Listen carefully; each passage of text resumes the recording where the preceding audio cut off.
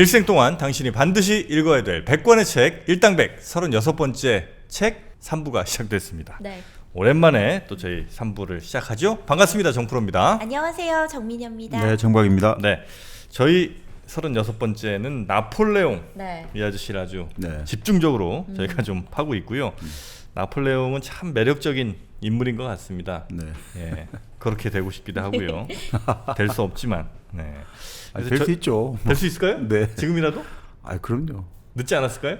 예전에 나폴레옹 때는 소시오패스 아니에요? 거의 나폴레옹? 무슨 소리야? 안 되면 이세에게.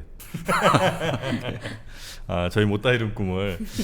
여튼 뭐 나폴레옹 지난 1, 2부를 통해서 그 성장 과정이라든지 네. 이 권력에 한 발 한 발 다가서는 모습들을 저희가 네. 좀 살펴봤죠. 이제는 본격적으로 나폴레옹의 꿈을 펼칠 때가 온 것 같습니다. 그렇습니다. 예. 결국 나폴레옹 하면 전쟁의 영웅이라고 불리지 않습니까? 네. 결국 전쟁이라는 것은 우리가 외국과 상대하는 거잖아요. 그러니까 이게 사실 또 전쟁 이야기를 하자 보면 나폴레옹 이후로 전쟁 개념이 완전히 바뀌어 버렸거든요. 나폴레옹 이후로요? 네. 왜요? 그 전에는 어땠는지? 그 전에 전쟁은 어떻게 보면 왕조 전쟁이라 해가지고 네. 왕실에서 전쟁을 하잖아요. 그러니까 예를 들어 뭐 프랑스 왕실이 있고 오스트리아 왕실이 있고 왕실 간의 전쟁을 하는 거죠. 왜냐하면 어떤 나라의 왕위가 이제 후계자를 정할 때, 야, 우리가 자격이 있어, 우리도 그 숟가락 하나 얹겠어, 이러면서 이제 전쟁이 벌어지거든요. 땅을 조금 더 넓히려고 이렇게 제한 전쟁이란 말이죠. 그러니까 실제로 그 전쟁을 지휘하는 지휘관도 사실은 전문 장군이 아니라 왕족이라든지 귀족들이 지휘를 하거든요. 그리고 그때 그 당시만 해도 보급의 문제가 있잖아요. 겨울철엔 전쟁을 할 수가 없어요. 겨울철에 네, 전쟁을 뭐 할 수가 없잖아요. 네. 그러니까 사실은 뭐 전쟁할 수 있는 기간도 제한돼 있고 또 보급에 여러 가지 또 수송에 문제가 있기 때문에 전쟁을 아주 멀리 할 수도 없어요. 네네. 뭐 그런 식으로 어떤 좀 제한적인 전쟁이고 정치에 종속된 전쟁이었거든요. 근데 나폴레옹 이후로 이게 결국은 어떤 절대적인 전쟁, 총력 전쟁이라고 하죠. 국가 간 전쟁이 되고. 그렇죠. 그리고 모든 이제 예를 들어 예전엔 전쟁은 왕실에서 군인을 용병 돈을 주고 사서 전쟁을 시키거든요. 그러니까 예를 들어 어떤 아버지와 아들 사이도 다른 왕실에 고용되면 아버지와 아들이 서로 전쟁을 할 수 있거든요. 그런데 나폴레옹부터 이제 국민 군대라고 하죠. 근대 국가가 만들어졌단 말이죠. 그러면 징병제가 만들어지죠. 그러니까 지금까지는 군인을 뽑는데 제한이 있었는데 나폴레옹 때는 그냥 막 뽑을 수 있단 말이죠. 이제 국가가. 왜냐하면 국민의 공화국이 됐으니까 당신들이 주인이니까 이 나라는 당신들이 지켜야 된다. 그전에는 그렇지 않단 말이에요. 이 나라의 주인은 군주란 말이에요. 그럼 군주가 알아서 지키는 거죠. 네. 농민들은 그냥 뭐 열심히 농사나 짓고 세금이나 세금도 내면 내고. 되는데. 그러니까 나폴레옹부터는 이제는 뭐 전 계층에서 이제 성인 남성이 뽑혀 나가고 그리고 네. 군대 안 가는 사람은 전쟁 물자를 만드는 공장에 가야 되고 또 늙은 사람들도 나이 든 사람들도 광장에 가가지고 야 이제 전쟁하러 나가야 됩니다. 이런 식으로 뭐 여성도 그렇고 모든 계층 모든 사람들이 다 전쟁에 관여된단 말이죠. 그렇게 해가지고 결국 어떻게 되냐면 이거는 완전히 결국 나중에는 일종의 처음에는 어떤 목적이 있잖아요. 네. 땅을 좀 넓힌다든지 우리가 그 나라의 왕실 계승 순위에 들어가겠다든지 이런 게 있었다가 나중에는 전쟁을 위한 전쟁이 되어버린 거죠. 이제는 뭐 그 전쟁의 애초 목적은 모르겠고 그 예전에는 전쟁을 제한 전쟁이니까 왕이 요 정도에서 스톱하자 이게 가능하거든요. 네. 갑자기 군인이 이겼다가도 야 돌아와 하면 돌아와야 되거든요. 그런데 나폴레옹 이후로는 전쟁이 그게 안 되죠. 끝까지 가야 된단 말이에요. 끝장을 그래요? 봐야 되는 거죠. 그래서 우리가 흔히 말하는 1차 대전, 2차 대전 체제가 바뀌어버렸죠. 그러니까 예를 들어 나치 체제, 독일이 사실 망한 거란 말이죠. 그 당시에. 완전히 그 나라의 어떤 체제가 다 망할 때까지 간단 말이죠. 그 일본 같은 경우도 반드시 항복을 해야 되는데 그 원자 폭탄을 맞고 이래도 항복 안 하잖아요. 그런 식으로 끝까지 가는 이제 그게 바로 이제 나폴레옹 이후로 이 전쟁 개념이 총력전으로 완전히 바뀌어버린 거죠. BNAN Before 나폴레옹, 그렇죠. After 나폴레옹. 네, 전쟁의 개념이 바뀐다. 전쟁의 개념이 완전 바뀌어버렸습니다. 그 전에는 어떻든 전쟁을 하면 이게 뭐 요 이야기는 사실 그 우리 클라우제비츠 나폴레옹과 상대해가지고 사움트에서 예나 전투에서 패배하게 됐던 클라우제비츠라는 프로이센 장군이 네. 그 전쟁론이라는 책을 이 경험을 가지고 썼던 거죠. 거기에 나오는 개념들인데 제한전, 절대전. 네. 예, 어쨌든 나폴레옹을 가지고 그 전에는 전쟁은 아까 말씀드린 대로 이제 왕이 중요하죠. 정부라고 할 수 있죠. 그리고 이제 군인들이 중요하잖아요. 장군이라든지 사병들. 네. 전쟁터에서는 정말 확실성의 영역과 우연성의 영역이 같이 공존하잖아요. 뭐 전쟁할 때 이런 전투 계획을 세워놨지만 전투 개시 10분 만에 다 사라져 버리잖아요. 5분 네. 만에 그런 계획은 다 엉망진창 돼 버리잖아요. 그러면 순간적인 어떤 순발력, 용기, 재능 이런 것들이 막 필요하잖아요. 근데 그 전에 전쟁은 이 두 개가 가장 필요했는데 나폴레옹부터 제일 중요한 게 뭐냐? 국민의 분노와 정오심. 저 놈의 적국을 반드시 때려 없애버려야 되겠다. 이 국민의 분노와 정오심이 공급되지 않으면 이 전쟁이 이루어질 수가 없다는 거죠. 그러니까 그게 어쨌든 근대 국가로서의 모습을 갖추면서 그 전쟁에 그게 바뀌었다는 거죠? 맞습니다. 그렇죠. 그리고 국민국가가 성립되면서 바로 그러니까 나폴레옹부터 전쟁 개념은 국민국가, 근대국가가 성립되면서 이제 전쟁이 완전히 바뀌어버렸다. 그래서 이 나폴레옹의 뭐 다 단순한 나폴레옹이 전쟁사에서 뭐 여러 측면 전투를 했다는지 뭐 종심이라고 적 후방을 뭐 어떻게 치고 이런 게 중요할 수도 있습니다만 네. 근본적으로 전쟁의 전략 개념을 완전히 바꿨기 때문에 아주 중요하다. 세계사적으로 진짜 중요하다. 네네. 자, 이제 나폴레옹이 어디까지 왔습니까? 네, 그리고 이제 우리가 나폴레옹이 그 왕당파의 쿠데타를 분쇄하고 네. 이제 완전히 이제 파리 총사령관 역할이 됐지 않습니까? 그러면서 이제 나폴레옹이 조제핀과 결혼을 하고 나서 네.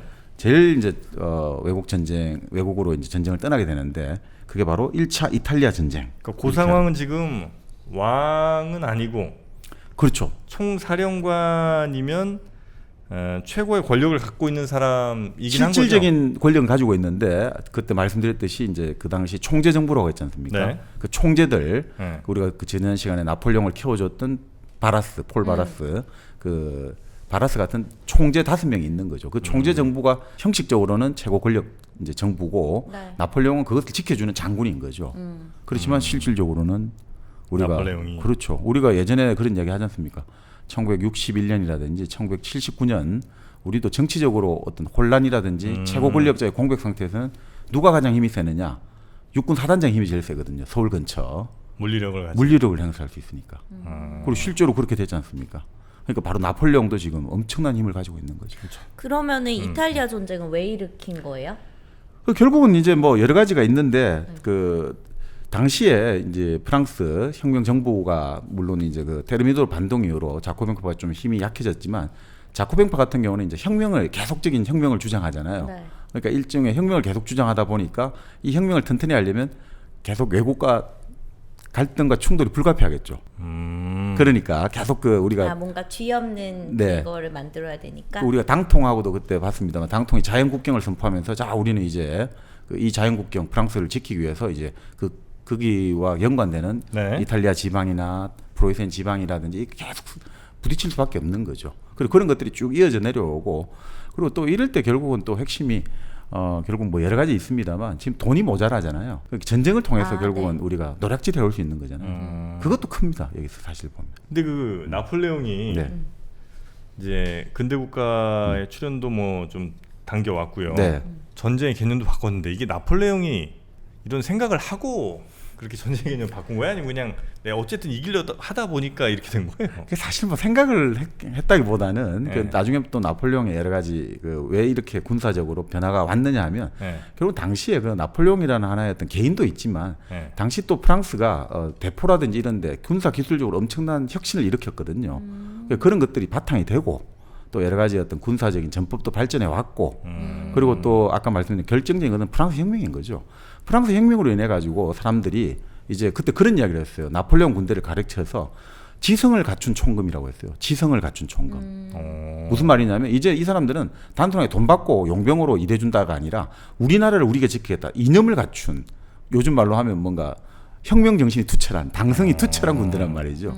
그러니까 이런 것들이 다 결부가 됐기 때문에 가능했다. 예, 가능한 거고 이게 나폴레옹이 사실 우리가 어떤 역사에서 의식적으로 사실 하기는 힘들겠죠. 우리가 사후적으로 이게 판단이 되는 거고 네네. 그 헤겔식으로 말하면 이 사람은 세계사는 유인을 호출한단 말이에요. 호명을 한단 말이에요. 네. 그러니까 내가 이걸 해보겠다 나온 게 아니라 세계사 역사의 어떤 절대 정신이 자 요럴 때 요런 인간이 필요하다 해가 요런 사람을 불러들인다는 거예요. 그러니까 어떻게 보면 영웅은 역사가 만든다. 네네. 나폴레옹 보면 또 그런 측면도 분명히 있습니다. 네, 네.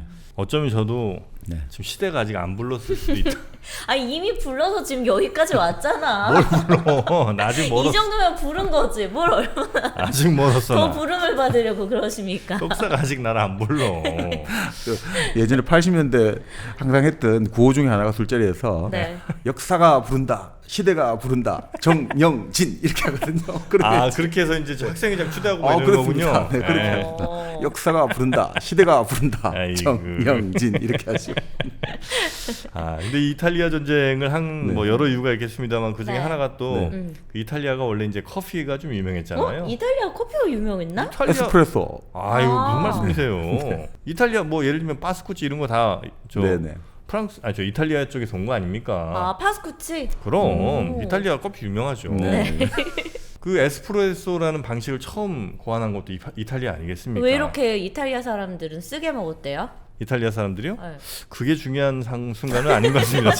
지금 중요한 건 이탈리아는 그래서 커피 때문에 쳐들어갔는데 네. 이탈리아에 무슨 커피가 있었느냐? 네. 바로 1kg 커피가 있었다는 네. 거예요. 이탈리아 커피 맛을 그대로 재현한 우리 1kg 커피 이번에 드립백 5종이 새로 나왔습니다. 오, 드디어 또 신제품이 신제품 나왔어요. 출시됐나요? 어떤 이름이 제품이에요? 브랜딩 상콤 상콤 블렌딩 구수. 요건 약간 좀 이름 왜 갑자기 왜 이렇게 토속적으로 갔어요? 1kg 커피 굉장히 문학적이었잖아요. 지적이고 약간 B급 감성으로 다시 느슨해진 컨셉을 것 같아. 바꾼다. 상품 개발팀에 좀 문제가 있네. 그다음에 핑크빛 입맞춤, 그다음 페어 르완다, 네. 아마존의 휴식 뭐 이렇게 나왔는데 네. 이전보다 조금 사장님이 좀 문학적 소양을 버리셨네. 직원들을 좀 이게 너무 놔준 모양이야 내가 보니까. 네. 여튼 이제 이번에 네. 상품 개발팀이 만든 5가지 신제품이 나왔으니까 요거 한번 좀 드셔보시면 좋지 않을까 생각이 들고요. 네. 1kg 커피 늘 일당백과 함께하고 있죠. 1kg 커피는 1kg 커피 네이버에서 검색하셔도 되고요. 아니면 앱 가셔도 아주 편하게 주문하실 수가 있고 저희 설명에 보면 자세히 또 링크를 걸어놨으니까 거기서 주문하시면 되겠습니다. 자, 일당백과 함께하는 1kg 커피 오늘도 소개해드렸고요. 이제 이탈리아 전쟁 본격적으로 한번 들어가 보겠습니다. 네, 결국 뭐 이탈리아 가서 결국 이게 시간이 좀 상당히 여기서 어떤 장시간을 보냈는데 뭐 혁혁한 정가와 전리품을 거두게 됩니다. 그래서 그 당시 이탈리아의 유명한 그림이나 조각품 이런 것들 막 그냥 프랑스 보내기 시작하는 거죠. 이때 이탈리아는 누가 지배하고 있었을 때였어요? 그러니까 이때 이탈리아는 독립된 왕국이 아니고 그 당시 우리가 지난 도시국가 같은? 사랑학교에서 네. 배웠습니다만 이탈리아 독립은 한창 뒤의 일이고 네. 이때만 해도 결국 계속 여러 나라로 여러 영방으로 쪼개져 있었기 때문에 사실 뭐 이렇게 나눠 분열돼 있을 때 공격하기 쉽잖아요, 그죠? 그렇죠. 그러니까 뭐 승승장구를 거죠. 네. 그렇게 가서 많은 이제 그 전리품을 프랑스 보내다 보니까 네. 워낙 힘이 세졌잖아요. 그러니까 이제 총재 정부들도 나폴레옹 너무 세진 거예요. 너무 이제 혁혁한 공헌을 거두니까 국민 영웅이 돼 버리잖아요. 국민 장군이 되고. 네. 그러니까 이제 슬슬 이제 힘의 관계에서 견제하는구나. 그렇죠. 네. 자, 그랬는데 문제는 나폴레옹이 좀 외국에 이탈리아에 있어 주는 게 그러니까 그 당시 총재 정부들 폴 바라스 같은 사람은 좀 편안하잖아요. 너무 이게 힘센 사람이 갑자기 또 들어오면 네. 버거운데 문제는 나폴레옹이 편지를 보내는 거예요. 누구한테요? 조제핀이 바라스에게 편지를 보내요. 조제핀이 안 오니까 난 빨리 가야겠다. 프랑스로 빨리 가야겠다. 파리로 빨리. 그러니까 바라스가 조제핀한테 사정을 하는 거예요. 제발 좀 가달라. 너가 이탈리아로 가라. 너가 가야 된다. 안 가면 큰일 난다. 네. 그랬는데 이게 뭐 조제핀한테 그러니까 뭐 바라스한테도 그렇게 압력을 넣는 편지를 보냈습니다만 그 조제핀한테도 편지를 많이 보내요. 내 사랑 빨리 좀 여기로 와달라. 나는 당신 너무 보고 싶어. 나폴레옹이 네. 그러니까 이 나폴레옹은 이 편지에 당시 사람들이 이 나폴레옹 때 18세기 말 19세기 초반이 이게 아주 직설적인 표현을 써요. 편지예요? 네, 편지에 자기 이제 부인이든 애인에게 아주 직설적인 표현을 쓰는데 뭐 나폴레옹 같은 경우도 뭐 아주 그러니까 구체적으로 예를 들어 조제핀의 어떤 신체 특정 부위를 언급하면서 막 이런 식으로 글을 막 쓰는 거예요. 너무너무 보고 싶다. 네 곁털이 생각나 미치겠어 뭐 이런 거예요? 그보다 더 거의 심합니다. 폰팅처럼 하네요. 편지팅. 근데 이게 나폴레옹뿐만 아니라 당시에 그러니까 비슷한 시기에 살았던 모차르트도 네. 그런 식으로 부인에게 막 편지를 보내요.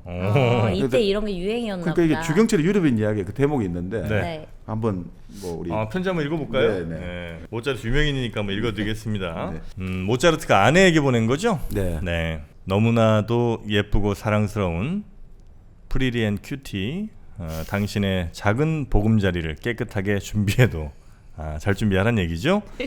내 귀여운 장난꾸러기는 내 귀엽대. 장난꾸러기는 사실 그런 대접을 받을 자격이 있으니까 녀석은 아주 훌륭하게 처신하고 있어. 당신의 매혹적인 거시기를 소유하고 싶은 것 외엔 다른 희망이 없지. 진짜 그렇게 썼어요? 내가 이 편지 지어내는 거 아니죠? 아니 전원기 그대로 씨? 읽고 있습니다. 네, 네. 내가 이 편지를 쓰는 동안 탁자 위에서 꿈틀거리면서 내게 질문을 해대는 그 악동을 생각해봐. Think about it. 솔직히 말하면 나는 녀석을 손가락으로 튕겨주고는 해. 하지만 그 녀석은 그저 할 뿐이야. 이제 그 못된 녀석은 더 뜨거워져서 내가 통제할 수가 없구만. 네, 이렇게 편지를 이렇게 아니 이게 좀 모차르트가 쓴 겁니다. 내가 쓴 게 네, 아니고. 모차르트 쓴 편지입니다. 이걸 아내한테 썼단 말이죠? 네, 네. 그럼 아내한테 어떤 답장이 오나요? 답장 비슷했겠지 뭐. 오빠 귀여운 장난꾸러기 어떡해.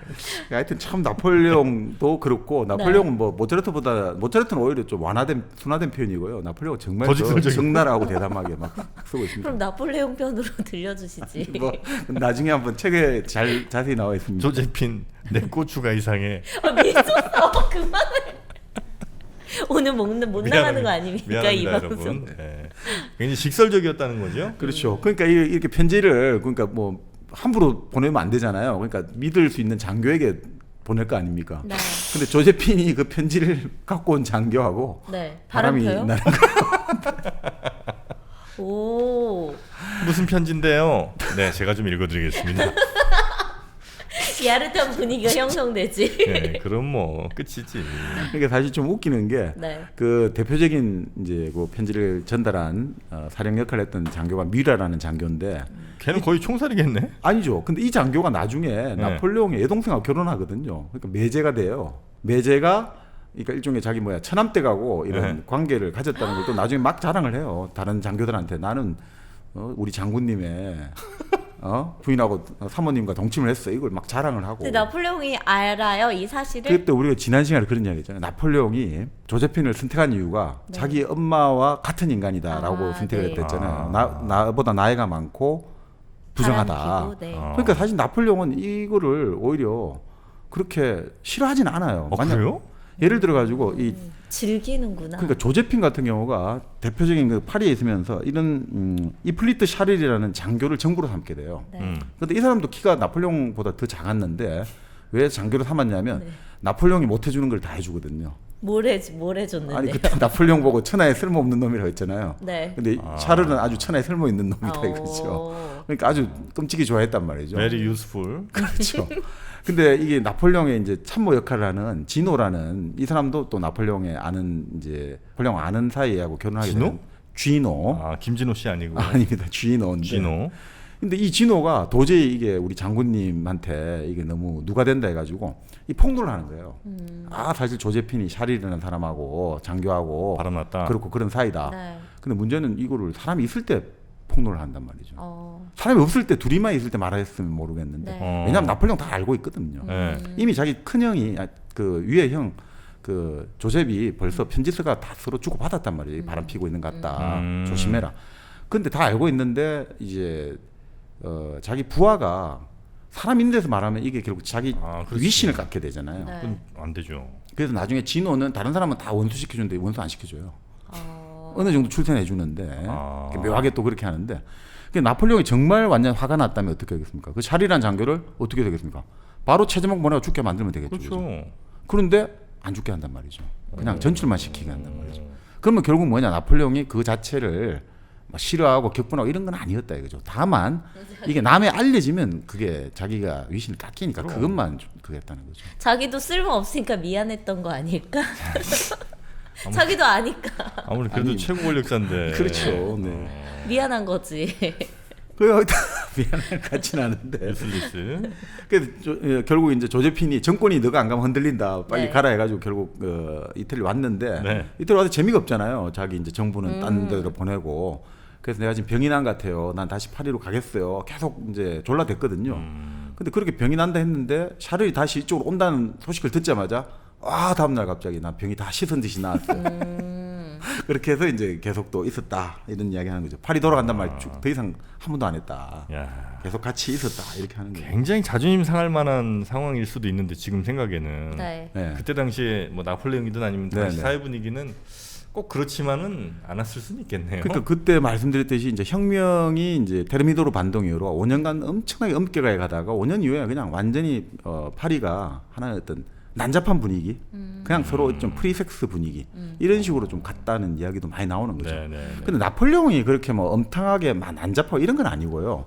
그 나폴레옹은 좀 그런 걸 싫어했대요. 뭐야? 그런 분위기 자체. 그래서 그 대표적으로 그 우리 사드 후작 있지 않습니까? 네, 네. 그 사드 후작 다시 투옥시키게 만들었거든요. 아, 나폴레옹이 네, 그런 놈 너무 싫어 해가지고 다시 투옥시키고 부하 장교의 부인이 바람핀다는 소문 들잖아요. 그러니까 부하를 호출해가지고 너 부인 단속 못하면 둘 다 쫓아낸다. 그러니까 빨리 문제 해결해. 집안 문제 해결해. 그러니까 그런 식으로. 그러니까 나폴레옹이 상당히 그러니까 이런 또 보면 너무 이중적인데요. 이중적이죠. 그러니까 그러니까 나폴레옹 모순의 인간이라고 하는 게 참 이런 것 같습니다. 또 그러면서 본인도 바람 엄청 피워요. 근데 본인이 바람 피지만 밑에 사람이 바람 피는 건 또 못 참겠다. 이런 것도 되고 그 남들 보는 데서 시선은 신경 안 쓰는 거죠. 남이 있든 없든 자기 조제핀이라든지 이런 데 막 그냥 막 대담한 스킨십을 보여준단 말이죠. 그러니까 다른 사람들이 어디 시선을 둘 데가 없잖아요. 전부 다 창밖을 본다든지 마차 밖을 본다든지. 왜냐하면 이런 것 같아요. 우리 동양에도 그 제왕무치라고 왕은 부끄러운 게 없다 이거. 네. 그런 느낌 같아요. 그건 내 마음대로 하는데 뭐 어떠냐 이거죠. 제왕무치 같아요. 그러니까 아무도 신경 안 썼다는 거예요. 아무도. 네. 그래서 결국 뭐 이 나폴레옹이 결국 이태리로 왔는데 부인도 이렇게 바람피는데 역시 또 여동생들도 계속해서 애정 행각을 부린다 이거죠. 나폴레옹 여동생들도 예 그쪽 동네 와가지고 네. 그러니까 도저히 안 되겠다. 그러니까 여동생들을 합동 결혼식을 시켜요. 그 합동 결혼식을 시키는데 네. 아까 말한 조제핀하고 동침을 했다고 하는 위라를 위라. 자기 이제 여동생 카롤린. 네. 카롤린은 머리도 좀 있고 예쁘고 그래서 나중에는 자기 남편을 나폴레옹 오빠 다음으로 황제를 만들려고 그 계략을 쓰기도 하고 나중에 오빠도 배신도 하고 이러는데 네. 그렇게 하고 또 이제 폴린이라고 또 좀 엄탕한 여동생도 있었고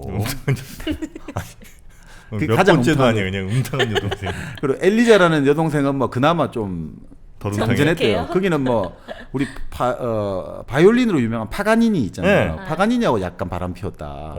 예술한 사람 정도하고 나름 그래도 막 좀 그나마 그 품격 여동생 있게? 품격이 조금 있었다. 나폴레옹도 그렇게 싫어했다는 거예요. 그 여동생을 다른 여동생은 오히려 이렇게 말썽을 일으키고 문제 일으키는 여동생 잘해주는데 오히려 그나마 그 말썽을 안 일으킨 엘리자 좀 정숙한. 그 파가니니하고 정도만 바람 피웠는데 거기는 별로 그렇게 막 작은 땅덩어리 하나 던져줘가지고 그냥 여기서 내가 한번 잘해봐라 이 정도만 했다는 거죠. 이게 참 묘한데 어떻든 뭐 이렇게 이탈리아 전쟁에서 뭐 이렇게 공을 세우고 나니까 딱 이제 개선하니까 이게 어떻겠습니까? 이제 완전히 이 사람은 이제 뭐 거칠 게 없네요. 예, 이제 완전 히 영웅이 됐다 이거죠. 이 사람은 진짜 뭐 이제 이 프랑스를 상징하는 영웅이 되니까 그 개선문이 혹시 그럼 이때 만들어진 겁니까? 개선문은 이제 그 제가 알기로 개선문은 그 나중에 그 나폴레옹에서 최고의 전쟁하면 네. 지금의 체코 지방인데 아우스트리츠 전투라고 네. 오스트리아 황제하고 러시아하고 요 동맹군이 있지 않습니까? 이걸 격파해 버리거든요. 오. 삼재 해전이라고 하는데 세 명의 황제가 거기서 네. 전쟁을 붙은 건데 오스트리아, 러시아, 프랑스. 그래서 거기서 이길 게 이제 인생작이거든요. 네네. 거기서 이기고 나서 프랑스에 이제 와가지고 그 문을 만들려고 했을 겁니다. 음. 근데 나폴레옹이 집권한 당시까지는 완공이 안 된 걸로 제가 들은 것 같아요. 네네. 네, 그랬던 것 같습니다. 네. 나폴레옹 동상이 있나 프랑스에? 나폴레옹 동상? 네. 프랑스에 네. 뭐 있지 않을까요? 일단 동전 주한이 예전에 있었던 걸로 제가 알고 있는데 아. 동상 왜 동상 있으면 어떡하려고요? 아니, 동상 왜? 그냥 궁금해가지고 저도 예전에 파리를 갔던 기억은 네네. 나는데 못 본 것 같아서. 그럼 나폴레옹이 사실은 그 지금 말씀드린 루브르 박물관 이런 것도 나폴레옹 때 다 만들어진 거거든요. 아 그래요? 시작된 게 이름이 그 당시 루브르가 아니고 다른 이름이었는데 네. 그 사실은 뭐 나폴레옹이 이집트 그리고 이탈리아 이 전 유럽을 막 그냥 강도질을 한 거잖아요. 거기 가서 그 약탈용 가지고 다 물건을 채워넣은 게 지금의 루브르거든요. 아오. 뭐 대리석 조각은 있는 모양입니다. 네. 뭐 동상까지는 아닌 것 같고 예. 앙투안 드니 쇼데라는 그 아티스트가 만든 나폴레옹 1세 동상은 있는데 예를 들면 우리 정민여가 얘기한 것처럼 뭐 무슨 청동으로 만든 이런 거는 크게 있진 않은 모양이에요. 네. 경기도 광주시에 가면 나폴레옹 동상이 있다네. 지금 막 찾아보고 있는데 경기도 광주 오포읍 양촌길에 가면 나폴레옹 동상이 파리까지 안 가도 돼? 거기까지 갈 필요가 없어. 그래 코로나 때문에 나 지금 이거 보러 가지도 못하는데 그 사실은 지금 오포읍으로 가야겠네. 사진이 19세기에 나왔잖아요. 네. 그러니까 사실은 1870년대 일본 같은 경우라든지 뭐 중국도 마찬가지일 거고 우리나라 같은 경우도 1900 일제 강점기 때 출세하고 싶은 사람들 나폴레옹 사진을 딱 앞에 자기 책상 앞에 딱 걸어놓고 난 반드시 나폴레옹이 될 거야. 이런 식으로 그러니까 요즘 아이돌 브로마이드 하듯이 네. 네. 그 당시에 이제 야심 많은 젊은 머리 똑똑한 사람들은 학생들은 그런 이제 나폴레옹 사진을 붙여놨다고 하죠. 그림이겠죠 사진이나 그런 그 많았죠 그런 것들이. 그러니까 꿈 크게 갖는 사람들 하면 네. 대체로 뭐 무슨 좀 멀리 가면 옛날에 알렉산더 정도 네. 아니면 이제 나폴레옹 그렇습니다. 예, 그 정도가 큰 꿈 뭐 이렇게 세계 큰 정도 꿈의 대명사죠. 그렇지 큰 꿈의 대명사 그렇죠. 키는 작지만 꿈은 원대한 거. 그렇네. 알렉산더, 시저, 나폴레옹 다 이제 그런 스타일들이네요. 예, 네. 그 정도까지만 네. 있는 것 같습니다. 네. 그러니까 결국 이 나폴레옹은 일이 바로 이탈리아 원정 1차 원정에서 이걸 알게 됐다는 거죠. 결국 향후에 이제 황제로 올라갈 수 있는 바탕이 결국은 영웅이 되려면 사람의 심리를 잘 읽어야 되는데 이때 나폴레옹이 알게 된 것이 이런 심리라는 거죠. 인간이란 것은 근본적으로 돈에 좌우되지만 이를 인정하기는 몹시 싫어한다는 거죠. 그래서 좀 자기가 이런 욕망을 갖고 있는 것을 좀 신비롭게 포장하고 모호하게 가려주는 지도자를 결사옹이한다는 거예요. 그러니까 지금 사실 전쟁하러 가가지고 약탈하러 가는 건데 아니야 너희들 4000년 역사가 너희들을 바라보고 있어 이렇게 정당화시켜준 사람 지도자한테 뻑간다는 거죠. 뭔가 대의 명분을 가진 사람한테. 맞습니다. 그러니까 사리사욕을 민주주의나 민족주의나 포장. 혁명으로 포장해준 사람을 너무 좋아하는 거죠.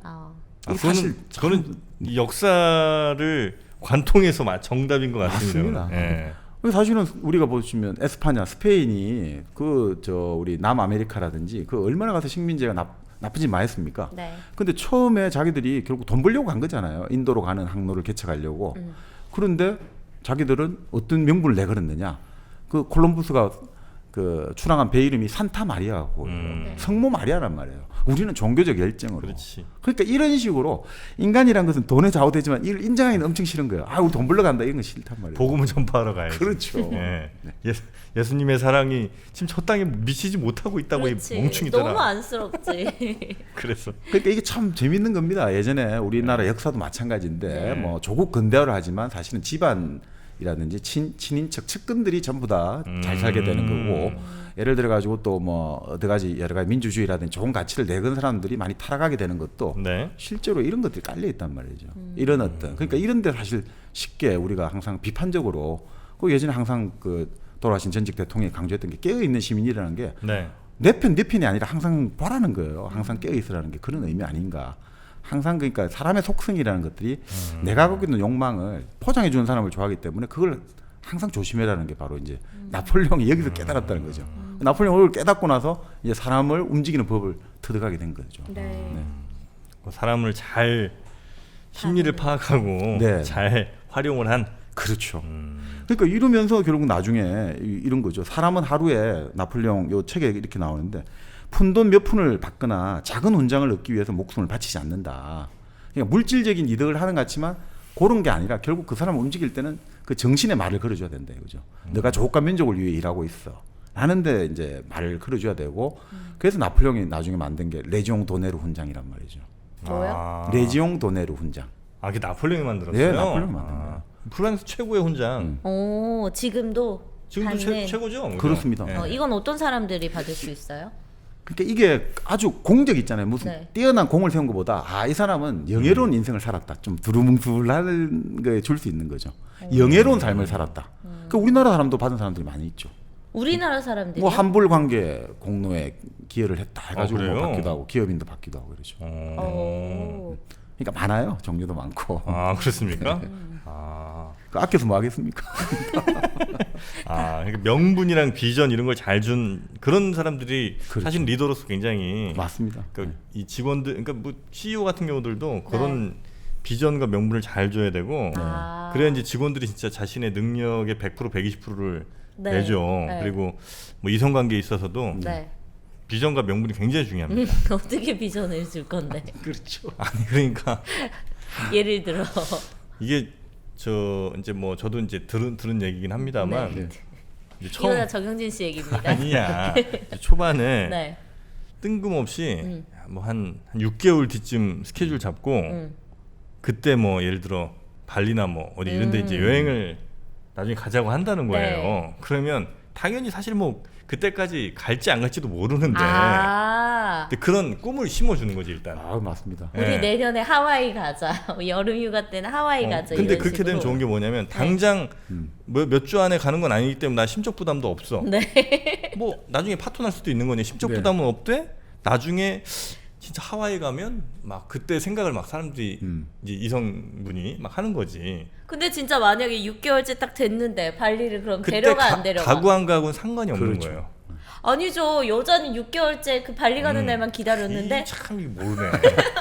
6개월간 꼼짝 못 하잖아요. 6개월간 그럼 완전히 이제 그 남자랑 그냥 사귀게 되는 거예요. 그러면 또 네. 뭐가 있냐면 그렇게 오케이 그럼 6개월 뒤에 뭐 부담 없으니까 약속을 하잖아. 네. 그리고 그때 여행 갈 사이니까 네. 우리는 지금도 같이 1박 2일 정도는 국내에 갈 수 네. 있는 거예요. 그런 명분과 비전이 중요하다는 거예요. 때려쳐. 이게 많이 당했다고 해도 알게 모르게. 그런가? 난 그럼 바로 헤어지지. 발리 안 가면 네. 약속했는데 안 지키면. 아니 그 동안에는 갈 수도 근데 있지 뭐. 결국은 뭐 계속해서 그 관계가 유지된 거니까. 네. 120%는 그렇죠. 그 남자 입장에서는 뭐 나쁜 건 없겠죠. 그런 중요한 사기꾼들. 그러니까 이게 결국은 그런 이야기 하지 않습니까? 선거라든지 연애라는 게 비슷하다고 하거든요. 제일 중요한 게 지금 우리 영재 씨 말씀대로 비전을 먼저 줘야 이거 되거든요. 공약을 지키지 그렇죠. 않는 그러니까 정치인 아닙니까? 비전을 먼저 딱 주고 이제 두 번째는 뭐냐 위협을 주는 거죠. 근데 이 비전이 너 네. 나랑 동참하자면 너 삶은 정말 힘들지 않겠냐. 너 나를 찍지 않으면 우리 당을 찍지 않으면 얼마나 힘들겠냐. 그리고 나서 이제 결국 나랑 같이 우리 이 미래를 향해서 같이 나아가자. 뭐 이렇게 이제 되는 거거든요. 그러니까 참 이게 결국 제일 중요한 게 근본적으로 사람 비전이거든요. 그래서 제가 6개월 후에 이 나라에서 코로나 바이러스를 다 없애겠습니다. 네. 뭘로? H랩 수소수 살균 탈취제. 탈취제로 다 없애버리겠습니다. 이거 모든 바이러스 다 박멸하잖아요. 아, 바이러스 완전 불활성화 시키고 네. 그다음에 한번 분사를 하고 나면 유해 세균의 99.9%가 당연히 감소됩니다. 이게 이제 차염소산수라는 조금 뭐 말은 어렵지만 네. 세균에는 강력하고 인체에는 안전한 네. 뿌려 보셨잖아요. 네, 저는 그냥 시도 때도 없이 뿌리고 네. 이거 그리고 우리 매일 요즘 마스크 착용하고 다니잖아요. 그 마스크에다가도 그러니까 아, 그렇지. 매일 하나하나 다 버리기가 좀 아깝잖아요. 아깝죠. 그러니까 이거 뿌리면 돼, 맞아요. 네. 저녁에 이거 안 뿌리고 자면 네. 또 위협을 한쪽 방향을 해야 되지 않습니까? 네. 저녁에 안 뿌리고 자면 다음날 냄새가 이로 말할 수가 없습니다.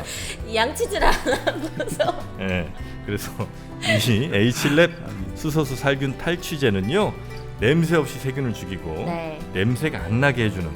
그래서 균들 입장에서는 침묵의 살균자, 무향의 암살자 이렇게 불립니다. 네. 균들은 너무 무서워해. 무섭지. 예. 하지만 우리 인간들에게 너무나 안전한 H랩 수소수 살균 탈취제 링크 따라가시면요. 제가 링크 잘 만들어놨거든요. 네. 예, 그거 따라가시면 아주 합리적인 가격에 구매하시면서 네. 추가로 어. 리필, 이 리필용 이것도 적지 않거든요 가격이. 요거 네. 하나 무료로 드린다는 거 꼭 잊지 마시고 일당백 청취자분, 시청자분들께만 드린 특혜 꼭 놓치지 않으셨으면 좋겠습니다. 우리 이탈리아 전쟁까지 들어가야 되죠. 그렇죠. 예. 그러니까 결국 지금 뭐 같은 다 말씀인데 결국 나폴레옹은 인간의 이중성, 인간의 이런 것들을 아주 터득하게 되었고, 그러니까 인간이란 결국 마음, 정신 이런 게 움직이면서 그러니까 감동을 받죠. 근데 감동을 받는 동시에 항상 주머니에 뭔가 들어와야 된다 이거죠. 그러니까 그게 안 들어오면 안 된다 이거죠. 인간은 정신적으로도 채워져야 되지만 주머니가 또 채워지지 않으면 인간은 또 이게 잘 안 돌아간다 이거죠. 명분 비전은 당연히 해야 되지만 또 현실적인. 이거 주머니도 채워달란 그렇지. 말이지. 그러니까 이게 참 묘한 거죠. 결국 사람은 본래 우리가 그런 이야기를 하던데요. 이 경제가 잘 돌아가잖아요. 어떻든 저떻든 간에 경제가 잘 돌아갈 때 사람은 각박하지가 않거든요. 당연하죠. 왜냐하면 내 지금 돈 벌기도 바빠 죽겠는데 남을 그 욕을 하고 남을 시기할 이유가 없잖아요. 그러니까 아유 막 그러려니 하고 누가 좀 뭐 좀 안 좋은 일을 해도 아유 그냥 좀 대범하게 넘어가 줄 수 있는데 내가 이제 돈이 없어지고 내가 지금 돈 벌 일이 막히게 되면 결국 이제 남는 것은 누군가에 대한 어떤 정오라든지 누군가에 대한 어떤 시기 이렇게 된단 말이죠. 그러니까 사실 예전에 우리가 지난 시간 춘추에서 관중이 그런 이야기 했지 않습니까? 결국 창고에서 예절이 나오는 거다 이거죠. 인심은 다 곳간에서 나온다 이거죠. 네. 그러니까 그런 느낌 같아요. 그러니까 나폴레옹이 그런 것들, 이 지점들을 다 알게 됐다는 거죠. 그러니까 전쟁터에서 그걸 알게 되고 나폴레옹이 아주 스킬이 좋아요. 군대를 다스리는 스킬이. 그러니까 그런 느낌 있지 않습니까? 딱 사병들 신화가 나타나거든요. 나폴레옹은 밑에 그 쫄병들 얼굴 이름까지 다 기억한다. 오. 이런 식의. 그럼 진짜 충성하겠네요. 그러니까요. 근데 그거 다 기억했겠습니까? 그냥 미리 몇 명 좀 하지 않았을까요? 미리 몇 명 좀 외워놨다가 갑자기 딱 모르는 척하면서 이러면 이게 뭔가 사람들이 야 이런 나까지 이름을 기억해주고 얼굴을 알다니 정말 장군님을 위해서 충성을 다하리라 뭐 이런 스킬을 가지고 있는 거 아닌가. 네. 그리고 또 병사들 만날 때도 이 병사들 막 귀를 잡아당기면서 친밀감을 표시하고 이런 걸 잘 연출했다는 거죠. 예전에 우리 나폴레옹 연극 연출 잘한다고 했지 않습니까? 네네네. 그런 걸 잘하니까 이 병사들 입장에서는 야 우리 최고 사령관님이 우리하고 너무나 마음이 잘 통한다.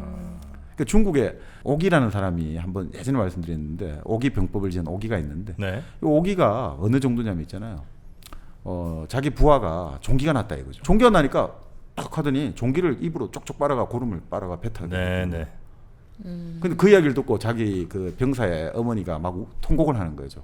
사람들이 아니 장군님이 당신의 그 아들 종기를 빨아가 낫게 해주는데 왜 그러냐니까 제 아버지도 저 장군이 저렇게 빨아줬다가 전쟁터 제일 먼저 나갔다 죽었다고 우리 아들도 또 죽을 거 아니냐고 목숨 걸고 싸운다는 거죠. 네. 그러니까 나폴레옹이 그런 걸 아주 잘했다는 거죠. 왜 이렇게 나폴레옹은 들으면 들을수록 아 멋있다 이런 느낌이 안 들까요? 아 그래? 네. 그리고 진짜 야비하다는 생각밖에 안 드네요. 아 이게 남자랑 여자랑 좀 다른가 보다. 우리는 어릴 때 되게 이런 거 멋있어요. 나폴레옹 위인전 이런 거 보면서 이런 네. 걸 보면서 와 사람은 이렇게 다뤄야 되는구나. 오. 이런 거 많이 느꼈죠. 그 아마 말씀하신 그 중국 그 고사가 아마 뭐 있는데 사자성어로 네. 네, 맞습니다. 있습니다. 네. 연저지 맞습니다. 맞나 하여튼 그리고 연저 무슨 들어갑니다. 게 있었던 것 같아요. 네, 사자성어 공부하셨잖아요, 그렇죠? 옛날 했잖아. 그걸로 나 퀴즈 2천만 원 먹었잖아. 대단하십니다. 네. 하여튼 뭐 그런 게 네. 그러니까 군인들을 다루는 용병술 자체가 아주 뛰어났고 네. 마음을 잘 파악했고 그러니까 이게 가장 좀 힘든 부대 예를 들어 가지고 미국 같은 경우는 해병대가 상륙작전이 예전에 완전히 거의 뭐 목숨 내걸고 이거는 죽기 아니면 살기잖아요. 상륙작전이라는 게 워낙 위험하잖아요. 요즘은 많이 나아졌습니다만. 그러니까 그때 상륙 미국 해병대 같은 경우는 그 장군이라든지 장교들이 사병들하고 같이 정말 뒹구는 게 하나의 관례로 돼 있거든요. 근데 미국에 예전에 뭐 우리 메가다 할 때 이야기했습니다만 미국의 사단장 같은 경우는 난 항상 딱 풀먹이 깔끔하게 다림질된 군복 입고 막 자기는 우아하게 스테이크 썰고 이러면 해병대 사람들 엄청 경멸한다거든요. 가장 우리 힘들기는 거는 같이 뒹굴어야지 같이 생사를 같이 한다는 느낌을 줘야지 이 병사의 전투력이 배기 된다는 거죠. 네. 네, 네. 그러니까 그런 느낌 같아요. 나폴레옹은 이제 그런 거를 잘 활용한 전략가다 이렇게 볼 수도 있죠. 그래서 우리 뭐 대통령들도 네. 아니면 무슨 뭐 장군들도 보면 항상 그 사병들 먹는 데서 네. 같이 밥 먹는 거 사진 꼭 찍잖아. 맞아요. 그 정치할 때 왜 정치할 때 대통령 후보나 국회의원 후보들이 맨날 시장 가가지고 오뎅 먹고 떡볶이 먹고 이렇게 하겠습니까? 대중교통 이용하고. 그러니까 그게 같은 식구라는 거예요. 우리 같은 이런 음식 먹으니까 우리 같은 식구 아니냐? 우리 같습니다. 우리 형제예요. 같은 식구예요. 이런 느낌을 유도를 하는 거죠. 이런 떡볶이 하지만 먹고. 뽀록이 자주 나죠. 그러니까 그게 뽀록이 나도 네. 그 효과가 있다는 거예요. 거죠. 있어요. 근데 그러니까 사실 요즘 아닌 것 보는 같은데. 사람이 네. 누구나 봐도 네. 아이고 뭐 대통령이 뭐 저런 먹겠어 이런 생각 하잖아. 그럼에도 불구하고 어쨌든 그 이미지 한 장은 내 머리 뒤쪽에서 각인이 되는 건가요? 남는 거죠. 아, 참 그러니까 그런 거죠. 자, 하여튼 되게 그런 감탄한다. 근데 이 나폴레옹이 이 전쟁에서 이제 향후 전쟁의 여러 가지 경험들을 많이 쌓게 되거든요. 네. 그런 걸 한번 뭐 이거는 뭐 우리가 살아가는 리더십하고도 중요하니까. 네네. 나폴레옹이 항상 전쟁에서 제일 중요하게 이런 거 있어요. 막 이렇게 늘 부대의 통신선을 유지하라. 통신선. 네, 통신 가장 연락이 중요하다 이거죠. 그렇죠, 그렇죠. 왜냐하면 합동 작전을 해야 되잖아요. 그러면 서로 이게 딱 이게 한날 한시 같은 시각 같은 장소 이게 딱 연락이 안 맞으면 이거 끝나버리는 거예요. 그렇죠, 그렇죠. 합동 작전 할 수가 없거든요. 네. 그러니까 무조건 이 통신선을 유지해야 된다는 거죠. 그 말을 통하든 사병을 통하든 연락병을 통하든 반드시 이게 유지돼야 된다. 지금도 통신이 굉장히 군인들 중요합니다. 그렇죠. 통신보안 정영진 병장입니다. 항상 전화 받을 때. 그렇죠. 병장. 그러니까 이 통신이 돼야지 커뮤니케이션이 되고 네. 그래야지 이게 모든 전쟁이란 거는 정확한 시간에 정확한 정해진 장소에 딱 와야지 이게 네. 되는 거지. 그게 안 되면 아니 상륙 작전 하는데 여기는 가고 있는데 뭡니까 저 비행기 그 폭격기 늦게 오고 있어요. 그럼 이거 뭐 다 전멸 다 죽는 거죠. 네. 딱그 시간에 맞춰야 되거든요. 통신선 유지. 그렇죠. 그리고 이거 우리 조직에도 똑같죠. 항상 아래 위가 이 커뮤니케이션이 서로 보고가 되고 이 체계가 안 되면 그 조직 망하는 거잖아요. 항상 그 통신선이 유지돼야 되는 것들. 그 두 번째, 군대는 분명한 1차 목표에 집중하라. 1차 목표. 예, 목표는 적의 요새가 아니라 적군이다. 그러니까 이게 나폴레옹이 항상 강조했던 게 적군을 타도하고 괴멸시키는 게 중요한 거지 요새를 점령하는 게 아니다라고 이제 항상 강조했던 거죠. 그 전에는 요새를 잡는 게 더 중요했어요? 그러니까 나폴레옹이 그렇게 이게 하고 나서도 또 실패해요. 나중에 결국 러시아에 가가지고 네. 모스크바를 수도를 점령하는데 집착해가지고 결국 러시아 군을 잡지를 못하거든요. 아, 자기가 말한 걸 자기가 못 지켜요. 이게 참 쉽지 않은 겁니다. 이게 사실. 근데 사실 중요한 것은 적군이라는 거죠. 목표는 적군. 적군을 괴멸하는 게 그래야 다시는 공격을 못할 거잖아요. 복구가 안 되게. 다시 재정비를 못하게 적군을 깨는 게 중요하다는 거죠. 단순하게 목표. 진지 정도에 뭐 언제든 네. 차지했다가 또 뺏길 수도 있는 그러니까. 거지만 네. 적군을 괴멸시키면 뭐 다시는 도발을 못하는 그렇죠. 거죠. 반박을 네. 못하니까 반격을 못하니까. 일정 이런 것도 좋은 것 같아요. 그러니까 정확한 목표가 뭔지 전쟁에서는 중요한 것은 적군을 격파하는 거다. 이거죠. 아, 하긴 어찌 보면 이제 적군을 괴멸시키기 위해서 진지도 우리가 점령해야 되는 건데 그렇죠. 네. 항상 이게 이제 막 하다 보면 네. 목표가 헷갈려 갖고 진지 점령을 그냥 만족하는 거죠. 그러고 나면 이제 나중에 적군이 또 오는 거죠. 역습을 당하고 그러니까요. 1차 목표를 잊지 말라는 그렇죠. 거. 그리고 이게 나폴레옹 나오는데 결코 수세에 머물지 말고 늘 공격하라. 공격이 최고의 수비다. 이게 이거죠. 나폴레옹의 말이죠. 늘 공격해야 된다. 이게 나폴레옹 말이에요? 네네. 그러니까 곧 나폴레옹 전략의 핵심입니다. 아, 전략의 핵심. 결코 수세에 머물지 말고 늘 공격해라. 공격 또 공격해라는 거죠. 여러 면에서 이 말도 참 잘 쓰이는 것 같습니다. 요즘 그 정치들도 그러니까 네. 물론 이제 전쟁이나 무슨 이런 것도 당연히 그렇습니다만 뭐 네. 스포츠도 그렇습니다만 정치도 보면 상대방이 공격에 내가 수비하기 시작하면 네. 끝이야. 맞습니다. 아. 네, 상대방이 거기에 말리잖아요. 패러다임, 당신, 그죠. 당신 무슨 말이야, 비리잖아. 그래서 아닌데요. 이거 해명하면 끝이야. 맞아. 오히려 상대방이 뭐 비리 어쩌고 하면 또 다른 걸로 내가 공격을 해야지. 네. 예, 이거 뭐 그게 해명하면 그 사람은 끝이라고 봅니다. 그 예전에 그런 대목이 있었지 않습니까? 뭐 미국의 은하학자 레이코프가 코끼리는 생각하지 말라고 아, 네네. 계속 그런 식의 상대의 어떤 아젠다에 말이 들면 안 된다는 거죠. 근데 뭐 사실 그게 쉽지는 않죠. 우리가 근데 선수를 놓는 게 아주 중요합니다. 바둑에서도 선수가 엄청나게 중요하거든요. 먼저 돌을 놓는 게 먼저 공격을 하는 거죠. 네네. 그게 이제 대세를 만들어 갈 수 있으니까 사실은 참 이 좋은 말 같습니다.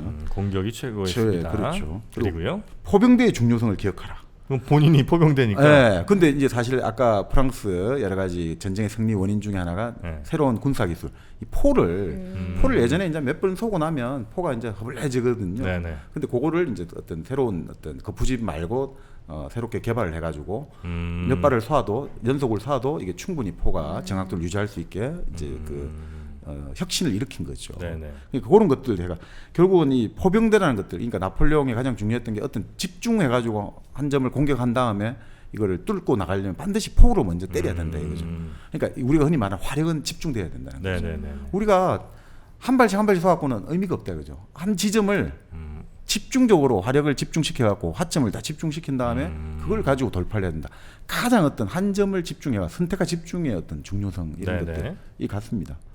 그리고 또 하나가 전쟁에서 정신적 요인이 물질적 요인보다 3대 1의 비율로 중요하다. 아, 정신 3대 물질 1이라는 1이에요. 거죠.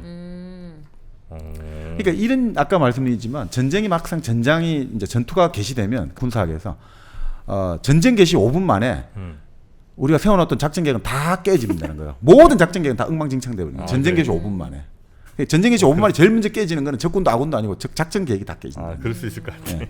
그러니까 계속해서 상황이 바뀌는 거죠. 그러니까 전쟁터에서 가장 중요한 것은 병사들의 용기, 담력하고 지휘관들의 재능인 거예요. 이 순간순간에 어떤 식으로 내가 이 변화하는 상황에 맞춰가지고 내 부하들의 목숨을 잃지 않고 적에게 타격을 주는가. 순간순간 이건 판단을 해야 되거든요. 그러니까 이게 가장 중요한 군인들의 덕목인 거죠. 이 총소리 한번 들으면 혼이 나가. 그렇지. 머리가 새하얘질 거. 정민이 형 아마 총소리 직접 들어보진 않았을 한 건데. 번도 못 들어봤어요. 그죠. 근데 네. 우리 이제 훈련병 들어가서 총을 한번 이게 직접 네. 쏴보면 네. 소리가 진짜 커요. 오. 그래갖고 그 소리 한번 빵 들으면 멍해져 그냥 정신이. 오. 그래서 아마 뭐 난 전쟁은 안 겪어봤지만 막 이렇게 소리 들리고 폭탄 터지고 그러면 무슨 작전이고 자지고 아무 생각도 안 날 거야 아마. 예. 근데 그게 제일 중요하다는 거죠. 그렇죠. 그러니까 여기 나폴레옹 때도 이제 일제 사격을 하고 동시 사격이 아주 중요하거든요. 일제의 동시 사격 그게 효과가 있는데 첫 일제 사격 이후로는 동시 사격이 안 된다는 거예요. 다들 우왕좌. 부사들이 다 우왕좌왕되고 정신 다 없기 때문에 아. 거기도 그랬다는 거예요. 그 옛날에도. 네. 그러니까 참 이게 중요하다는 거죠. 딱 이게 정신적 요소. 그래서 이제 지휘관들에게 적결 처분권을 주는 게 이때도 있잖아요. 전투 나가면 다 도망치기 바쁘다는 거예요. 조금만 눈치가 지휘관들 안 보이면 바로 탈령한다는 거예요. 네. 전쟁터에서 바로 이탈하려기 때문에 지휘관들이 항상 적결 처분권을 가진다는 거예요. 그리고 지금 총알 쏟아지는데 돌격 앞으로 하는데 누가 나가겠습니까? 네. 그럴 때 그걸 강제하기 위해서는 결국 뭐 후방에서 계속해서 총 들고 설친단 말이죠. 그땐 그랬다고 합니다. 그러니까 그런 식으로 결국 이제 정신적 요소가 아주 중요하다. 네. 그러면서 재밌는 이야기도 해요. 전략은 시간과 공간을 이용하는 기술이다. 공간은 되찾을 수 있지만 시간은 결코 되찾을 수 없다. 이게 참 중요한 것 같아요. 시간이 가장 중요하다고 보거든요, 사실은 전쟁에서. 그러니까 나폴레옹이 나중에 이제 말씀은 나폴레옹이 땅을 정말 잘 봤다고 했잖아요. 지형 네. 지물을 잘 이용하고 비탈과 사면에 탁 숨기고 일 잘했는데 이 나폴레옹이 나중에 보면 결국 실패하는 게 시간 싸움에서 져요. 이렇게 시간을 중요하게 하는데 그러니까 시간이란 게 결국 천식인 거죠. 기후를 판단을 잘 못해요. 그래서 러시아 원정을 6월 달에 떠났는데 6월 24일인가 떠났는데 이게 시간 판단을 잘못했다는 거예요. 좀 더 빨리 갔어야 돼요. 3월쯤 갔었어야 되는데. 5월 정도라든지. 네. 그래서 사실 나폴레옹이 뭐 모스크바의 동장군에 의해서 졌다는데 그건 다 자기가 만들어낸 말이고 실제 여름 때 오히려 6월달 출발하면서 그 여름 때 오히려 기후 때문에 더 많은 병사들이 이탈하고 희생됐다는 이야기 더 너무 많아요. 더워서요? 네네. 아 추위가 아, 러시아의 그래요? 추위 때문이 그런 이야기도 아니고요? 있어요. 아니, 물론 추위도 있는데 오히려 더울 때 더 분석해 보니까. 그러니까 이런 거라든지 또 나폴레옹이 마지막에 이제 운명이 결정났던 워털루 전투 있지 않습니까? 네. 네. 나폴레옹 유리했단 말이죠, 그 워털루 전투도. 그런데 비가 내리고 이런 바람에 그 비가 내리가 진창이 되면서 결국 그 영국의 웰링턴 장군의 군대를 추적하는데 실패를 해버리거든요. 결국은 그 기상 때문에 나폴레옹은 결국 망하게 돼요. 러시아 전투도 그렇고. 그러니까 이게 결국은 그 시간의 문제에서 나폴레옹은 결국 실패를 했다. 뭐 이렇게 볼 수도 있다고 합니다. 네. 그러니까 어쨌든 이게 참 우리에게 좋은 말 아닙니까? 이 시간 다 돌릴 수 있는데 시간은 못 돌린다. 그러니까 정말 이 시간의 타이밍을 가장 중요한 건 시간의 타이밍이다. 요즘 뭐 투자도 하시지만 타이밍이잖아요. 이게. 네, 이게 언제 사냐가 중요합니다. 네네네. 언제 파는지랑 그렇지. 파는 때 더 네. 중요하죠. 네. 그거 잘못하면 네. 무조건 그냥 개박살이에요. 아니 그러니까 우스갯소리입니다만 그 가장 뛰어난 투자자 있지 않습니까? 오렌 버핏. 네. 네. 그 버핏이 그런 이야기 많이 하잖아요. 그러니까 저평가될 때 살 때 네, 사서 네, 비쌀 때 네, 팔면 네. 된다. 이게 참 명언이잖아요. 네. 근데 버핏이 실제로 그거를 자기 개인 바로 그 주식뿐 아니라 자기 개인 생활에도 적용해갖고 재미를 봤다고 하잖아요. 아 모든 삶에서요? 모든 삶이라기보다 고등학교 다닐 때 그랬다고 하잖아요. 어떻게요? 그러니까 아주 그 고등학교에 인기가 있는 여학생이 있었거든요. 네. 자기는 감히 사귈 수가 없는 거야. 네. 워낙 잘 나가는 사람과 사귀니까. 네, 네. 근데 항상 그 타이밍을 보는 거예요. 네. 살 때 사야 되잖아요. 그 여자가 저평가일 때. 아니 그 저평가라든지 뭔가 지금 하여튼 네. 떨어져 나갈 때. 그러니까 딱 그럴 때 결국 사귀는 사람이 떨어져 나갔을 때 딱 그 지금 저평가돼 있을 때 그러니까 떨어져 나갈 때 변화가 왔을 때 딱 그 변동이 왔을 때 바로 제일 먼저 접근해서 그 여자친구를 사귀었다 이런 이야기가 있죠. 그러니까 타이밍이라는 거죠 결국. 오렌 버핏 참 못났다. 못났어. 이런 전략들이 나폴레옹의 중요. 그렇죠. 근데 이 나폴레옹이라는 사람은 아까 근대의 자식이라고 했지 않습니까? 네. 또 수학을 잘했다고 했잖아요. 그렇기 때문에 자기는 우연의 요소를 최대한 배제하기 위해서 아주 세심한 계획을 계속 해오는 거예요. 네. 그 나폴레옹의 원칙 중에 하나가 무슨 문제를 묻고 무슨 물음을 물어도 바로 즉각 대답을 해라는 게 자기 좌우명이에요. 네. 그게 뭐냐면 그 정도로 대답을 즉각 하려면 어떻게 됩니까? 항상 모든 것들을 다 미리 생각을 해놔야 되는 거예요. 그러니까 우리가 자꾸 정치인 오늘 이야기 많이 나옵니다만 네. 정치인들 중에 우리 순발력이 뛰어난 정치인 이런 이야기 많이 하지 않습니까? 네. 아, 저 정치인 참 빨리빨리. 제가 알기로 그 정치인이 정말 머리가 잘 도는 것도 있겠습니다. 그거 말고 이야기를 들어보니까 하루 24시간 그만 생각한대요. 누가 이런 말 하면 나는 뭐라고 대답해야지. 모든 가정 모든 가능을 계속 따진대요. 누가 이런 말을 할 수 있는데 그럼 나는 뭐라. 그걸 계속 생각해놨기 때문에 우리 볼 때는 바로 튀어나오는 것 같은 거예요. 네. 아 그래요? 나폴레옹과 똑같은 거예요. 사실은 정말 모든 걸 생각하고 있으니까 이게 다르 나오지 그게 그냥 바로 나오지는 않거든요. 나폴레옹의 원칙입니다. 이게. 정영진 씨도 거의 툭 치면 툭 나오잖아요. 그렇죠. 묻는 걸 바로 대답이 나오는. 네. 정민희 의원님은 네. 제일 맛있는 사과 어디예요? 영주 사과, 은하수 사과. 맞습니다. 바로 이거 나오는군요. 진짜 맛있어요, 근데. 영주 은하수 사과. 네. 안타깝게 아오리 사과는 끝. 아 네. 들어갔군요 이제. 왜냐면 제가 말씀드렸잖아요. 이 때가 딱 있습니다. 네네. 시간이 제일 중요하다고 나폴레옹이 말씀드리지 않았습니까? 네. 그래서 지금 이제 홍로 사과가 이제 막 나온대요. 홍로 사과는 부사보다 조금 더 달고 빨간 거죠. 빨간 거죠. 네. 네, 대신 이제 과육이 조금 부드러워서 네. 오래 저장할 수 없는 거라. 얘도 지금 때가 지금 딱 지금이에요. 아 요때 딱 먹어야 요때 아니면 못 먹어. 되는군요. 네, 그래서 지금 영주 은하수 사과 여기 들어가셔갖고 홍로 사과 빨리 주문하셔야 됩니다. 맛있겠다. 네, 빨리 드시고 또 다음 사과 나와야 때 그것도 드셔야 되니까 네. 지금밖에 못 드시는 홍로 사과 잊지 말고 주문하시고요. 또 영주 은하수 사과의 사과즙과 석류즙 이것도 블루베리즙. 네, 드시면 좋으니까 이것도 잊지 말고 어떻게 드시면 되냐? 공지사항에 있는 링크 따라가시면 되겠다는 말씀 시간 맞게 드립니다. 이 나폴레옹의 여러 네. 주요 전략들, 네네. 가치관들 좀 살펴보고 있고요. 네. 그래서 결국 뭐 나폴레옹이 항상 그 시뮬레이션이라든지 이런 걸 좋아하고 네. 뭐 했습니다만 또 아까 말씀드린 대로 첩보원이라든지 스파이를 잘 활용하고 뭐 다 했습니다만 뭐 꼴통 같은 면모도 많이 있습니다. 지금도 충분히 꼴통 아, 그래요? 같은데요. 뭘? 아니, 나폴레옹 별로 안 좋아하네 우리 정부요. 네. 뭐 어떤 면입니까? 그러니까 이게 자기 운을 너무 과신하는 거예요. 아, 운을 과신. 결국 자기가 예전에 그 코르시카에서 파울리한테 대들어가지고 집안이 쫄딱 완전히 풍비박산이 났지만 네네. 결국 내가 잘 되지 않았느냐. 나는 하늘에서 돌봐준다. 아, 근데 이런 그런 식의. 믿음이 없으면 이렇게까지 안 가겠죠. 그럴 수도 있죠. 예. 그러니까 보통은 결국 이런 뭐 예전에 한번 그 이야기 드렸지 않습니까? 돌아가신 김우중 회장이 그 1983년에 대한항공 그 여객기가 당시 어디입니까? 살린 앞바다에 추락했지 않습니까? 근데 그때 본래 김우중 회장이 그 비행기를 타기로 했다가 비행기를 놓쳤거든요. 네. 그래서 그 다음 비행기를 타고 가다가 그 소식을 들은 거예요. 지금 좀 전에 우리 타기로 했던 비행기가 격추돼가지고 전원이 사망했답니다. 그럼 보통 사람 같으면 어떻게 합니까? 아우, 큰일 날 뻔했네. 그렇죠. 뻔했다. 이분 딱 한마디 하잖아요. 운이 내가 좋았다. tas으면 그 격추 안 됐을 텐데. 아. 그랬다잖아요. 내가 탔으면 격추 안 됐을 텐데. 내가 탔으면 아무도 안 죽었을 텐데. 그래서 사람들이 깜짝 놀랐다잖아요. 그 정도로 자기 이 중심주의. 우주는 나를 중심으로 돈다. 이렇게 생각. 그 아마 이것 중에 또 하나는 아마 이건 주변을 향한 메시지일 수도 난 있다고 봅니다. 네네. 난 이렇게 운이 좋은 사람이야. 나 따라와야 돼. 투자해라. 그렇죠. 맞습니다. 네, 니네 지금 또 엉뚱한 데 가서 헛짓하지 말고 네. 나를 따라와. 아, 하늘이 그러겠네요. 돕는다. 뭐 이런 것도 있지 않나. 아 근데 그 운 말씀하니까 실제로 그런 이야기 하죠. 나폴레옹도 어떤 장군을 뽑을 때 첫 마디가 그 사람 운 좋아 딱 이걸 묻거든요.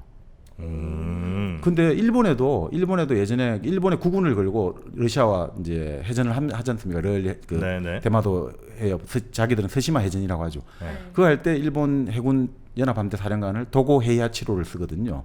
근데 도고란 사람은 그 당시 그렇게 능력을 그렇게 인정받은 사람 아니에요. 근데 왜 쓰냐니까 그 당시 야마모토 곤노의 일본 해군상이 딱 한마디예요. 그 사람 운이 좋은 사람이에요.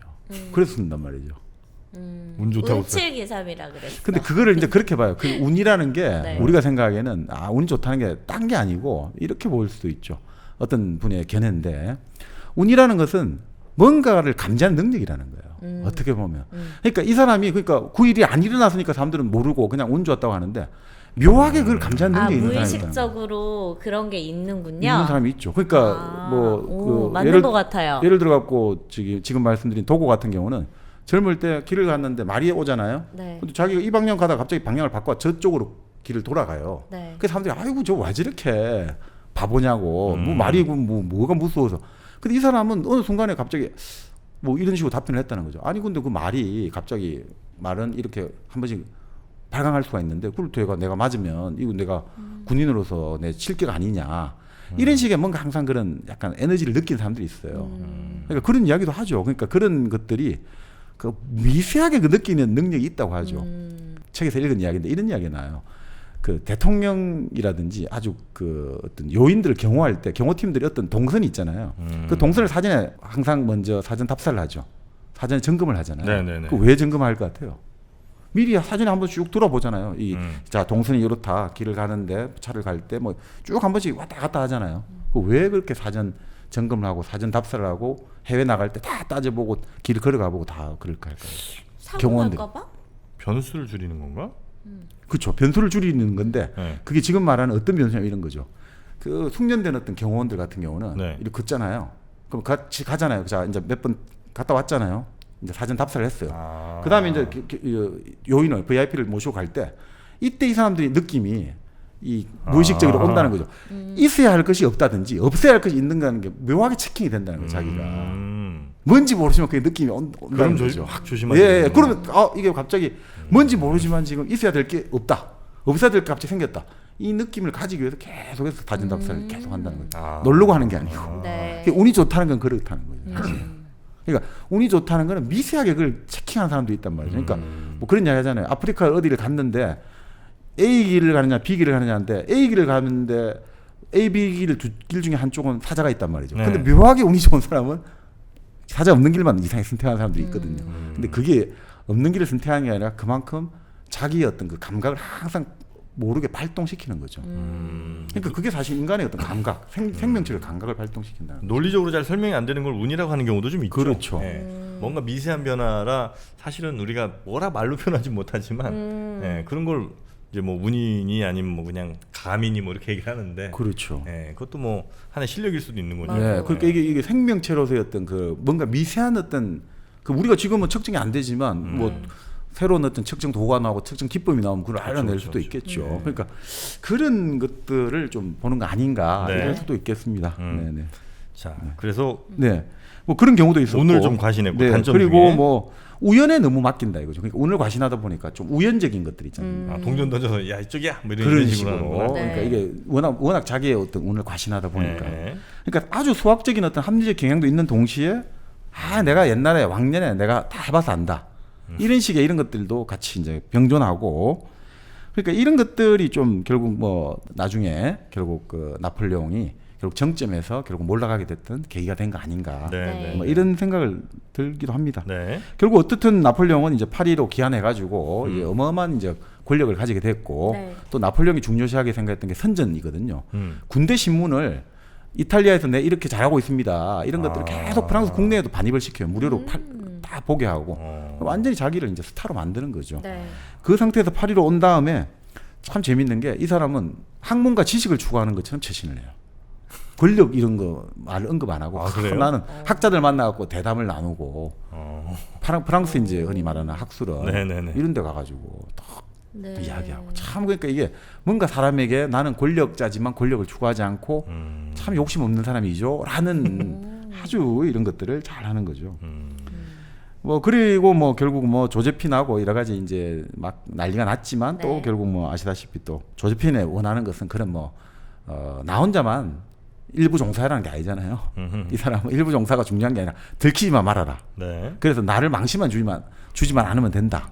그래서 또 서로 잘 봉합되고 네. 이렇게 이제 이탈리아 원장 이후로 네. 프랑스 와서 이제 실력을 완전히 이제 굳히게 임자로 되고. 굳히는 거죠. 그런 다음에 이제 코로나가 언제 한 번 더 황제돼요? 네. 한 번 더 가서 이제 그다음에 이집트로 이제 원정을 떠나게 됩니다. 이집트. 이집트 원정으로. 어. 이집트 원정을 가가지고 이제 결국 뭐 이집트 원정도 참 재미가 있는데 결국 이집트 원정이 자기가 존경했던 알렉산더를 따라가는 거죠. 네. 그래서 이집트를 통해서 뭐 결국 인도로 가겠다. 아, 그래요? 물론 뭐 인도의 어떤 영국의 어떤 그 인도 지배권을 좀 약화시키겠다. 아. 이런 의도가 깔려 있었지만 어떻든 동쪽으로 가고 싶다는 것은 이 사람의 어떤 정복 욕구였죠. 근데 결국 거기서는 재미를 못 봅니다. 이집트에서는 이집트에 가서는 처음에 이집트는 장악했습니다만 시리아에 가가지고 어마어마한 실패를 맛보게 되고 왜요? 여기 뭐 군대가 세요? 결국 이집트라는 것들이 이제 우리가 예상 못한 질병이라든지 아. 기후라든지 그런 전염병이 돌고 네. 사막도 안 가봤을 거 아니야. 그리고 문제는 또 지중해로 이제 결국 영국의 넬슨 함대가 딱 버티고 있는 거죠. 아. 그러니까 이 본국하고의 어떤 여러 가지 관계도 네. 소통도 매끄럽지 못하고 이런 것들이 쌓이면서 결국 어떻게 되느냐? 뭐 이집트는 결국 사실은 나폴레옹이 완전히 무덤이 될 수 있었는데, 그래요? 예, 근데 나폴레옹이 이렇게 당할 사람은 아니잖아요. 네. 그러니까 결국 나폴레옹은 이집트에서 결국 다른 장군에게 이걸 맡기고 자기 혼자 사실 몰래는 아니죠. 그 본국 정부에서 어쨌든 이집트 귀국 이제 명령장을 내렸으니까 그걸 따라가지고 왔다 되는데 결국 이집트에서 결국은 나중에 이야기들은 사실상 이집트에 자기 군대를 버렸다라는 평가를 받죠. 아, 그러니까 이집트에서 좀 죽었는데 그거를 밑에한테 그냥 책임을 떠넘기고 자기는 그렇죠. 어쩔 수 없이 다시 본국에 가야 되는 것처럼 해서 그렇죠. 자기 혼자 본국하고 살아왔다는 서로 거죠. 그 본국의 총재 정부의 일부하고 짜가지고 야, 이 명령장을 다오 해가지고 아. 딱 이렇게 된 거죠. 그러니까 참 이게 정말 무섭습니다. 이 오빠 얍삽해 안 해. 이 오빠 아니 그러니까 후임 장군이 이런 이야기를 해요. 레옹 오빠. 후임 장군이 딱 이런 이야기합니다. 바지에 똥만 잔뜩 사놓은 채 나폴레옹은 우리를 떠났다. 우리는 유럽으로 돌아가서 반드시 돌아가서 나폴레옹의 얼굴에 그 똥을 문질러 줄 것이다. 근데 결국 이 장군은 그 다음에 죽었어요? 영국의 사주를 암살당하죠. 아. 영국의 사주. 영국이 이제 암살자를 여러 가지 아. 작업을. 영국은 자기 이익을 위해서는 암살 작업 잘하죠. 어. 당시에 러시아 황제도 영국에 하고 뭔가 교류가 안 되고 하니까 네. 러시아에 좀 그 과격 분자들 있죠. 그런 사람들을 포섭해가지고 결국은 러시아 황제 암살, 짜르 암살에도 영국이 개입했다. 근데 영국에서 나폴레옹은 가만 냅뒀어요? 아 나폴레옹은 그러니까 네. 그 영국 함대에 그 포섭 그러니까 안 잡히고 솜씨있게 헤쳐나가지고 결국 들어가게 된 거죠. 프랑스 본토로 네, 프랑스 갔고, 본토로 들어가게 된 거죠. 이집트에는 똥만 잔뜩 싸놓고. 그렇죠.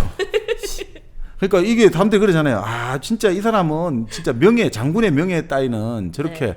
장군의 명예는 어떻습니까? 자기 포화를 결국은 지켜야 되는 거 아닙니까? 근데 딱 한마디 하죠. 이 책에서 그런 이야기하죠.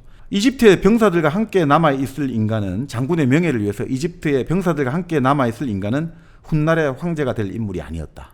훗날의 황제가 되려면 그런 거 개의치 않으면 안 된다는 거예요. 그냥 평소에는 병사들에게 잘해주되 결정적인 순간에 왜 잘해주느냐? 결정적인 순간에 병사의 목숨을 똥오줌 버리듯이 버려야 된다 이거죠. 막 버리기 위해서는 나폴레옹은 전쟁에서 그렇게 사람 목숨 많이 죽여요. 왜냐면 아까 말씀드린 집중 공격하고 이러다 보면 어마어마하게 많은 사람들이 네, 희생하거든요. 그렇겠죠. 그러니까 나폴레옹은 나는 100만이 죽어도 눈 하나 깜짝 안 한다 이런 사람이에요. 그 나중에 메트르니하고 오스트리아 외무상하고 이제 막 서로 이제 단판을 짓거든요. 이럴 때 진짜 그런 이야기예요. 나는 100만 명이 죽어도 끔찍 안 한다고.